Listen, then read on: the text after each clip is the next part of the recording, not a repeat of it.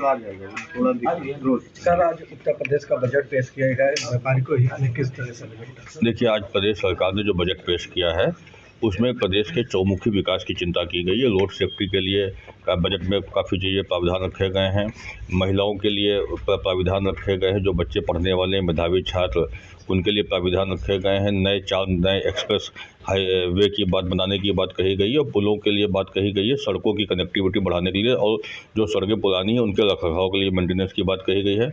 व्यापारियों के लिए इसमें डायरेक्ट कुछ भी नहीं था और हम लोग काफ़ी उम्मीद कर रहे थे कि स्वास्थ्य बीमा और दूसरी अन्य चीज़ें व्यापारियों को मिलेंगी। बाज़ारों के लिए हम लोग CCTV कैमरा योजना की काफ़ी समय से मांग भी कर रहे हैं। हम लोगों को ये उम्मीद थी, लेकिन व्यापारियों के लिए जो उन्होंने वस्त्र पॉलिसी लाने की बात कही है, गारमेंट पॉलिसी, वो स्वागत योग्य है। लखनऊ में AI सिटी बनेगा, वो स्वागत योग्य है। उससे कहीं ना कहीं सभी को लाभ मिलेगा। और पावर सेक्टर में पावर हैंडलूम में भी उन्होंने फंड की बात कही है। तो ये सारे विषय कहीं ना कहीं फ़ायदेमंद है, लेकिन व्यापारियों को सीधा इसमें कुछ भी नहीं दिया गया है। हम लोग को जो व्यापारियों के लिए होना चाहिए था वो इसमें नहीं था। जबकि व्यापारियों से लक्ष्य GST के जो कलेक्शन का लक्ष्य उन्होंने रखा है, वो उन्होंने अपेक्षा की कि व्यापारियों से ज़्यादा GST कलेक्शन मिले, लेकिन व्यापारियों की चिंता बहुत ज़्यादा नहीं की गई है इसमें। जिस तरह से व्यापारियों की चिंता नहीं की, आप लोग टैक्स भी देते हैं, गवर्नमेंट को बहुत से लाभ हैं, तो तब भी सरकार ध्यान नहीं दे रही। नहीं, सरकार को चाहिए व्यापारी की ज़्यादा चिंता करे, क्योंकि व्यापारी टैक्स कलेक्शन का माध्यम है। सरकार को जनता से टैक्स वसूल करके अपने खर्चों पर देता है। तो जितना व्यापारी और किसान और उद्योग मजबूत होगा। MSME सेक्टर के लिए बात कही गई है।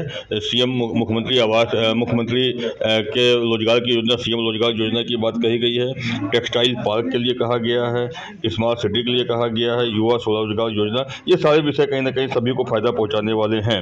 खादी विपणन के लिए बात कही गई है और लघु सिंचाई के लिए। तो ये सारे विषय कहीं ना कहीं तीर्थ स्थल के रूप में जो डेवलप करने की बात कही गई है। निमिषारण को, अयोध्या को, इन सब के लिए फंड रखा गया है। ये चित्रकूट के लिए फंड रखा गया है। इससे व्यापारियों को इनडायरेक्ट वे में लाभ मिलेगा, लेकिन डायरेक्ट जो लाभ मिलने चाहिए तो वो लाभ नहीं मिले। मुझे लगता है कि MSME सेक्टर का ज़्यादा ध्यान रखना चाहिए, क्योंकि यूपी में सबसे ज़्यादा, इंडिया में अगर देखा जाए तो सबसे ज़्यादा MSME है।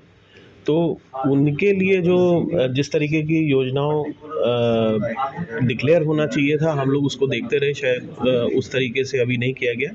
लेकिन हाँ, इसमें कुछ अच्छी चीज़ जो निकल के आ रही हैं कि जैसे कि डिफेंस कॉरिडोर के ऊपर एक बड़ा बजट दिया गया 461 करोड़ का, और सेमीकंडक्टर पॉलिसी के ऊपर काम करने के लिए यूपी में उन्होंने उसके लिए भी एक बजट पेश किया है। देखना यह है कि ये कितने धरती पे कितने निकल के आते हैं कि जो ये डिफेंस कॉरिडोर है और सेमीकंडक्टर पॉलिसी ये कब लागू होती है। ये व्यापारियों के लिए भी कुछ नहीं किया गया, कुछ बहुत कम व्यापारी को ध्यान दिया। आप एक व्यापारी हैं, क्या कहना चाहेंगे?